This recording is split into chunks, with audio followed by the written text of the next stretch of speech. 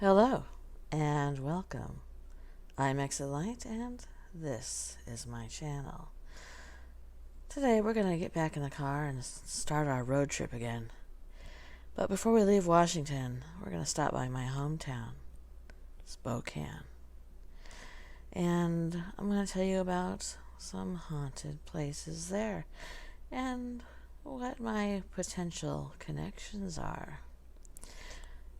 Spokane was named for the Spokane tribe natives who traditionally settled there.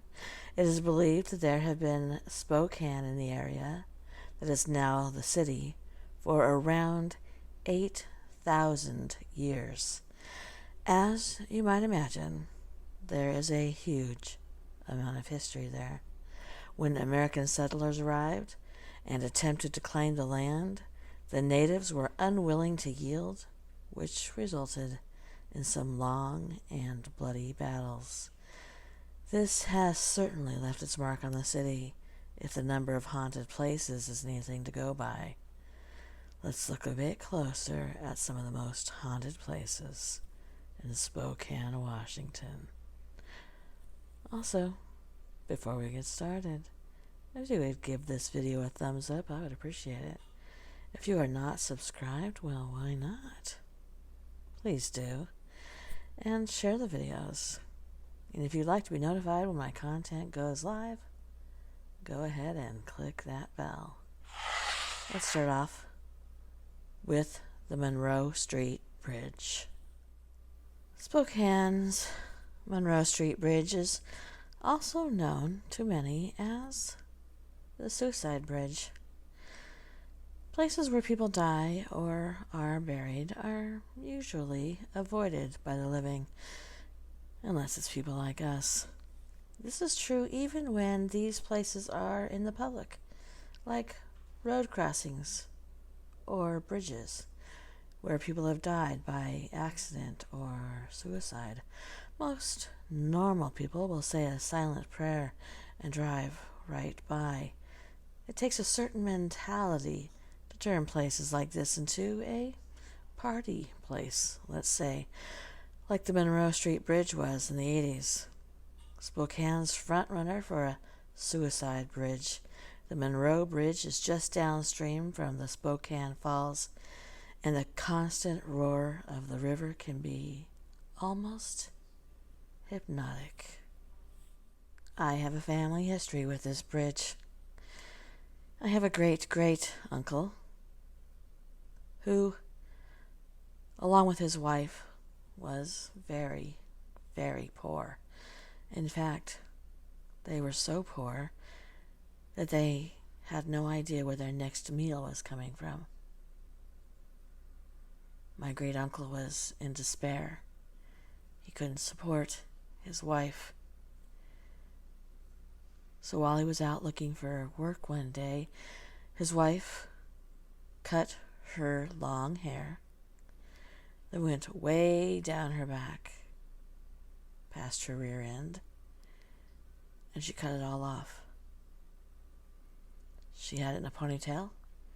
She took it to a wig maker, and they paid her money for it. When my great-great-uncle came home and saw the sacrifice that his wife had made so that they could eat, he became despondent. And he went to the Monroe Street Bridge, and he stood on top of that bridge, and he jumped off into the rush of water that's so loud and roaring. And he died. His body was never found. Some people say that the Monroe Street Bridge became the suicide bridge when a priest hung himself or jumped from it many years ago. Recent newspaper articles do not mention any priests committing suicide on the bridge, but they do record several recent attempts, most successful. Since the first Monroe Street Bridge was built in 1889, there have been plenty of accounts of deaths in this area. In 1994, a man jumped from the bridge, but he survived. In 1998, another man tried committing suicide by deliberately crashing his car into two different lamp posts. His car broke down. He wouldn't go any farther, and the man fled onto the bridge. When the police arrived, he then succeeded when he jumped off the bridge. In 1998 and 2003, the bodies of two men were found under or near the bridge. The police were not sure if they committed suicide or accidentally fell to their deaths.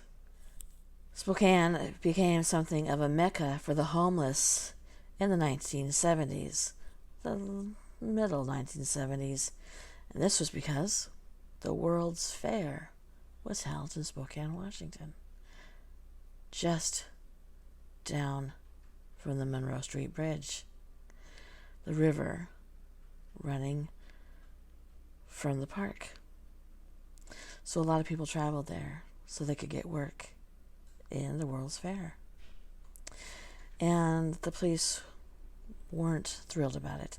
They called them hobo camps, where the homeless lived, and they were sent out to move the men. It wasn't a pretty sight to have a World's Fair, people visiting from every country in the world, and to see hobo camps just outside from the riches. No, is it? A lot of those men had reached their limit and jumped from the bridge. There's also a creek that flows into the Spokane River, and legend has it that there's a true story surrounding the nearby Hangman Creek. In 1858, Colonel George Wright pursued the Yakimas and the Palouse Indians across eastern Washington. He set up camp south of modern-day Spokane. Chief Qual Shan and a number of others, warriors, entered Wright's camp to parley.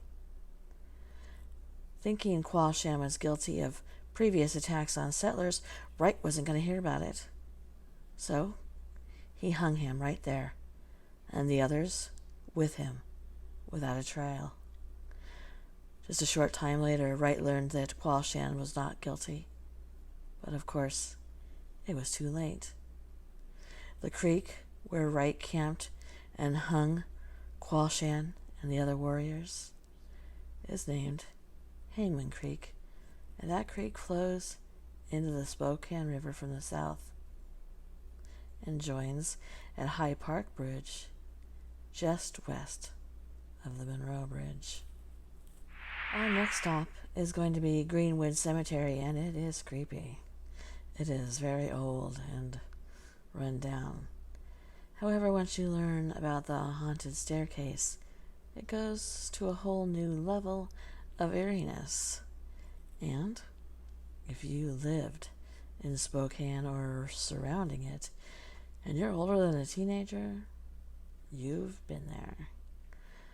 The staircase, known as the 1,000 Steps, was originally built to lead down into the great Greenwood Cemetery, but it has been a long time since they served this purpose. Why? Well, rumor has it that they were abandoned because they are guarded by some overprotective spirits. Apparently, if the spirits judge a visitor unworthy of entering, then they would simply block the stairs and not allow entry. It was because of this that an alternate entrance was made. Of course, some people still use the stairs just to test the legend out.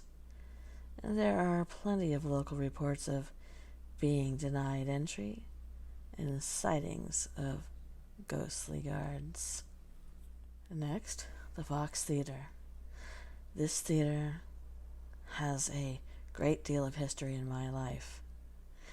This is one of those grand old theaters that had red velvet curtains and shiny gold features, carpet on the floor. The chairs were gold velvet, red velvet to match the decor. This building was spectacular. It's also where I happened to see E.T. for the very first time. And Friday the 13th, Part 3. Spoiler alert, don't bother. But when you walked into this theater, there's a grand staircase, and I mean grand. It is almost as wide as the entrance of the theater, and it's all, not anymore, they redecorated it. It was all carpeted in red, lush carpeting, carved wood rails that went all the way to the top, and they had dressing rooms where the performers would get ready to perform on the stage before it was turned into a movie theater. But they had bathrooms up there. And it always seemed that if you had to go to the bathroom during a movie, that you would always end up in this beautiful lounge bathroom area by yourself. And I can tell you for a fact that it felt spooky. I don't know why it did, but it always scared me to go into those bathrooms alone. Although walking down that grand staircase was pretty magnificent. Spokane's Fox Theater was built in 1931 and cost around $1 million to construct. That may not seem like a great deal now, but in the 30s, it was an enormous amount of money to spend on a building. Over the next several decades, the Fox Theater found itself becoming old and run down. It got to the point where it was a $1 movie theater. And then it was finally restored to its former glory at the cost of around $30 million. However, this renovation did not get rid of its haunted residents. The theater is apparently haunted by its original architect, Robert Reamer. He has never really interacted with the living, but it is often said that he is seen wandering around the theater looking at various features. He is perhaps simply checking out the upgrades that have been done to the building. Although I can tell you that I'm pretty sure he hangs around the bathrooms. Next, the Davenport Hotel. A hotel I went to a junior prom at. Was, in its heyday, amazing, spectacular, gorgeous, gilded in gold, red, thick velvet. Again, it was the period for it. It was beautiful.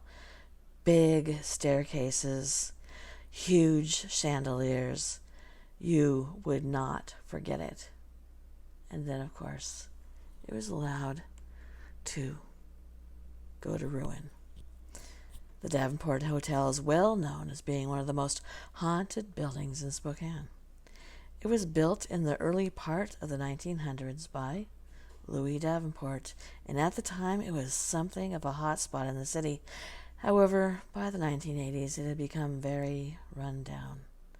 It was fully renovated in 2002 and is one of the top-rated hotels in Spokane currently.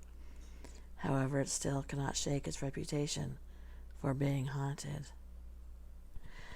In 1920, a female guest apparently fell to her death from the tower. It is not clear if this was an accident, a suicide, or even a murder.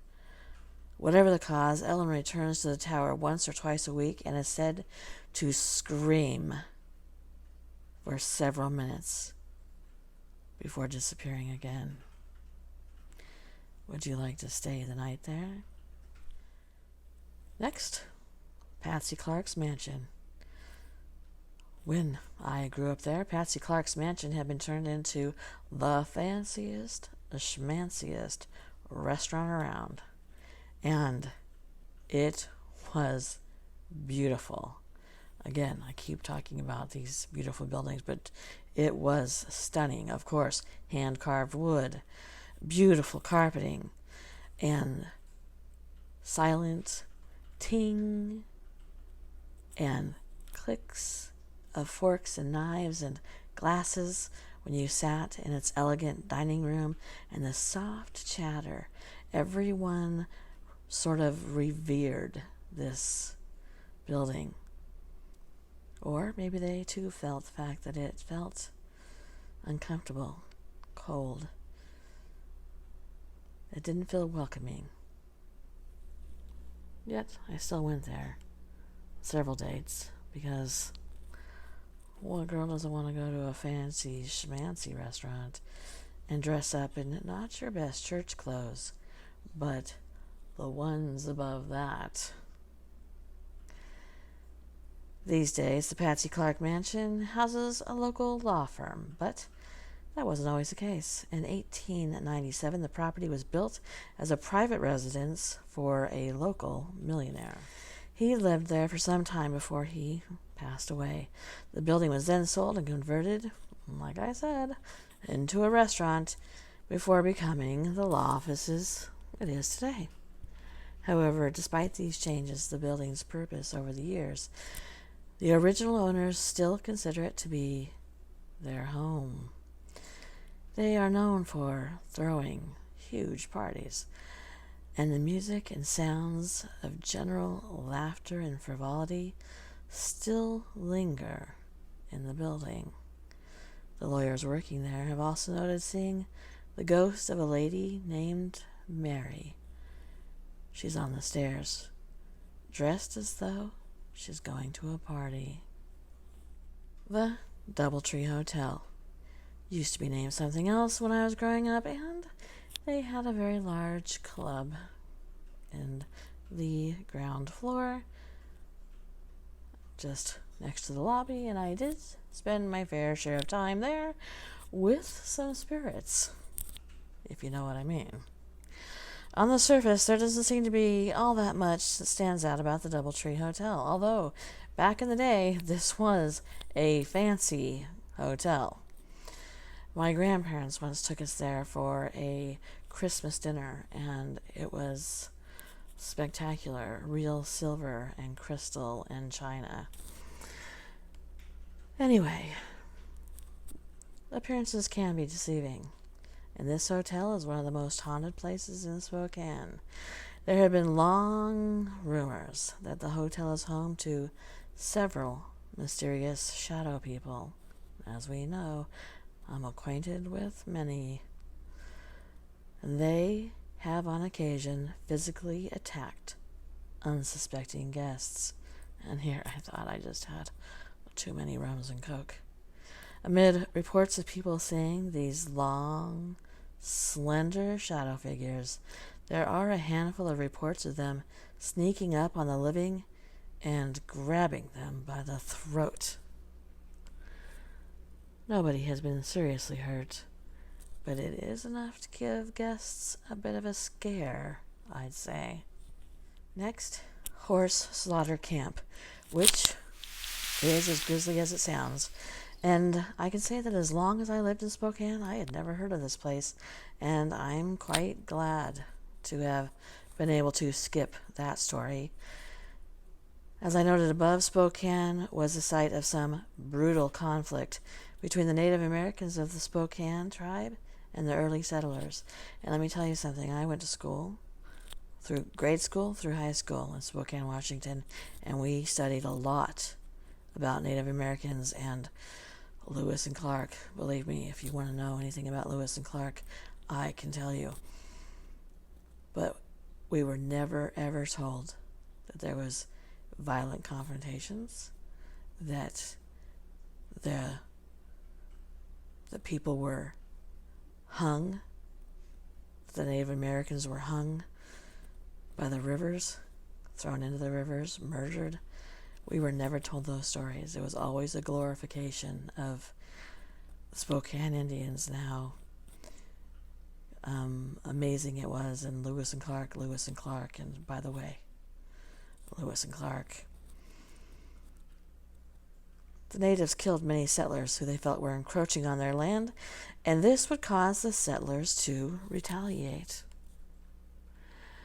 In 1858, there was a large-scale retaliation campaign put into motion by the settlers in an attempt to deter any further attacks from the Native Americans.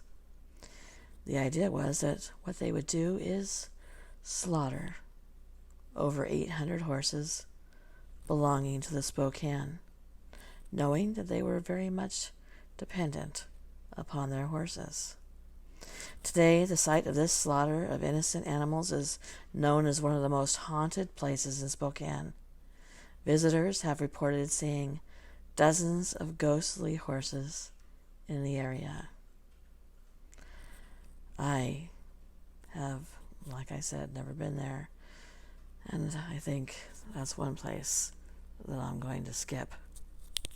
Next, the Hahn Mansion, which, ironically, I have also never heard of. Yes, I lived here. The Hahn Mansion originally served as a home to a playboy millionaire whose name was Ralph Hahn during the 1920s and the 1930s.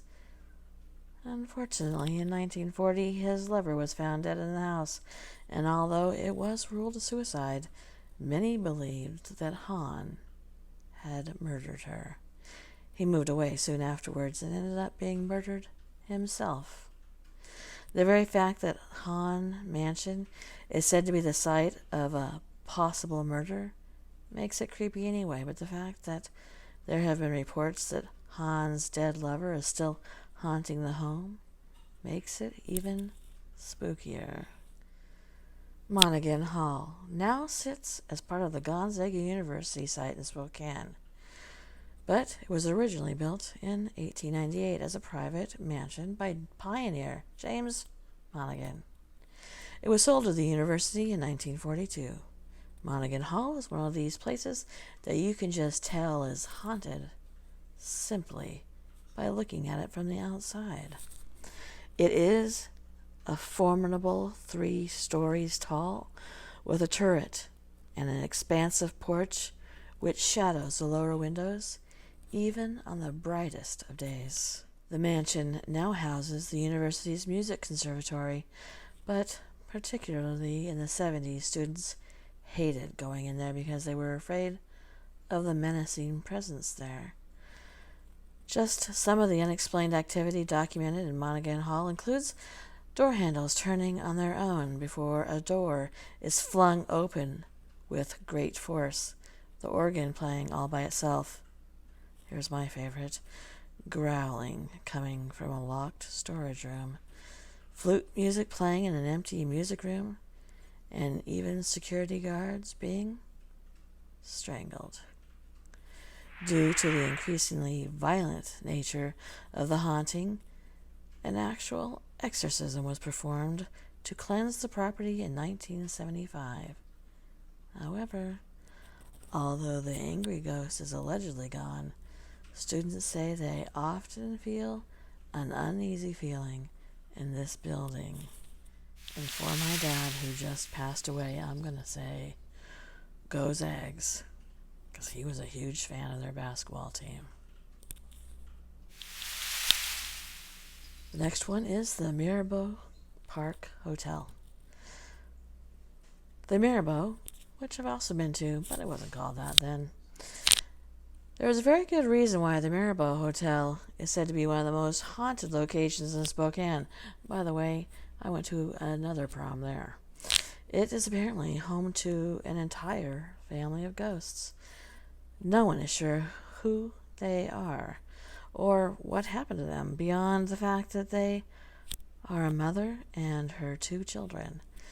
However, there have been reported on several occasions visitors having seen a variety of paranormal activity in the house, including paintings flying off the walls, doors and windows slamming shut, items moving around the room, and even being pushed down the stairs by unseen hands. There are also a handful of reports concerning a male spirit who does similar things, but it is not known if he is part of the same family group or someone else entirely. Thank you for coming to my channel. If you would, please give this video a thumbs up.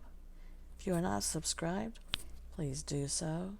If you'd like to be notified of my content when it goes live, please click that bell, and there will be a link below if you would like to donate to the New England road trip that Rob and I are going to go on and see all the scariest of scary places and film it for you.